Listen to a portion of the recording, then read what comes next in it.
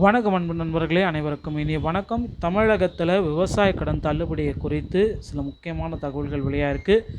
என்ன அப்படின்றத இந்த ஒரு வீடியோவின் வாயிலாக பார்க்கலாம். மக்களை, நீங்கள் நம்முடைய சேனலை முதல் முறையாக பார்க்குறீங்க அப்படின்னா மறக்காமல் ஒரு சப்ஸ்கிரைப் அண்ட் பெல்லை கிளிக் பண்ணி வச்சுக்கோங்க.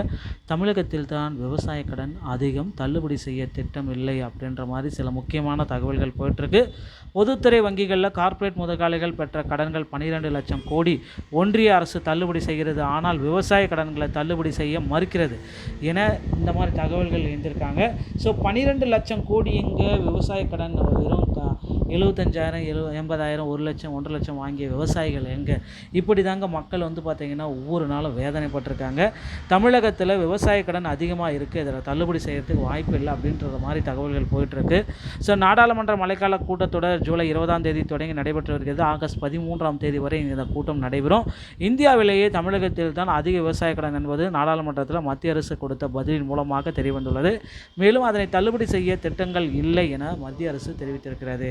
அதன்படி இன்றைய கூட்டத்தொடரில் கேள்வி நேரத்தின் பொழுது விசிகே எம்பி ரவிக்குமார் சில கேள்விகள் எழுப்பினார். அவர் பேசுகையில் விவசாயத்துறையில் நிலவும் நெருக்கடி மற்றும் கடன் சுமை அதிகரிப்பு ஆகியவற்றை கருத்தில் கொண்டு தேசியமயமாக்கப்பட்ட வங்கிகளில் பெறப்பட்ட விவசாய கடன்களை தள்ளுபடி செய்யுமாறு விவசாயிகள் விடுத்துள்ள கோரிக்கைகளை அரசு கவனத்தில் கொண்டுள்ளதா? அப்படி என்றால் அந்த விவரங்கள் எவை?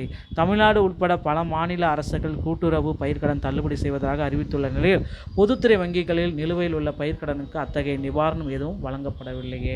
இதோடைய உண்மைதான தகவல் தான் என்ன?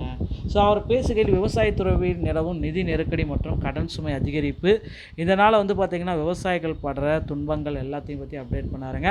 31 மார்ச் 2026 நிலவரப்படி தேசியமயமாக்கப்பட்ட பொதுத்துறை வங்கிகளில் விவசாயிகளின் நிலுவையில் உள்ள மொத்த கடன்களுடைய கவனத்தையும் ஒரு அப்டேட்டை கொடுத்துருக்காரு. ஸோ ஒவ்வொரு வங்கிகள்லையுமே அதில் தமிழகத்தில் பார்த்திங்கன்னா டேட்டாபேஸ் கொடுத்துருக்காங்க. அதே போல் சிறு மற்றும் குறு விவசாயிகளுக்கு அத்தகைய கடன்களை ஒரே தவணை தள்ளுபடி செய்வது அல்லது மறு சீரமைப்பு செய்வது குறித்து பரிசீலிக்க அரசு உத்தேசித்துள்ளதா என விழுப்புரம் தொகுதி விசிகே எம்பி ரவிக்குமார் அவர்கள் இந்த தகவலை தெரிவிச்சிருக்காருங்க. ஸோ கடன் நெருக்கடியில் உள்ளவர்களுக்கு நிவாரணம் அளிக்கும் வகையில் இந்திய ரிசர்வ் வங்கி அழுத்தத்தின் காலான சொத்துக்களை தீர்வு காண்பதற்கான முதன்மை வழிகாட்டுகள் 2025 வெளியிட்டிருக்காங்க. ஸோ இப்போ இருக்கிற சுச்சுவேஷனில் நம்மளுடைய முதல்வர் விஜய் அவர்கள் ஆல்ரெடி பார்த்திங்கன்னா 75,000 தள்ளுபடி 75,000 வரைக்கும் கொடுத்துருக்காரு. ஆனால் இப்போ தள்ளுபடி அதிகரிக்கணும் அப்படின்ட்டு நிறைய பேர் கோரிக்கை வச்சுருக்காங்க. 75,000 இருந்து 3 லட்சம் வரைக்கும் அதிகபட்சமாக தள்ளுபடியை கொடுக்கணும் அப்படின்ற மாதிரி கோரிக்கைகள் போயிட்டுருக்கு. ஸோ பொறுத்து நம்ம பார்க்கலாம். இதற்கான அப்டேட்டை நம்ம விரைவில் எதிர்பார்க்கலாங்க. இந்த வீடியோ உங்களுக்கு பிடிச்சிருந்தால் நீங்கள் நம்முடைய சேனலோட இணைந்திருங்க. மீண்டும் ஒரு நல்ல தகவலோடு நான் உங்களை சந்திக்கிறேன். நன்றி, வணக்கம், தேங்க்யூ.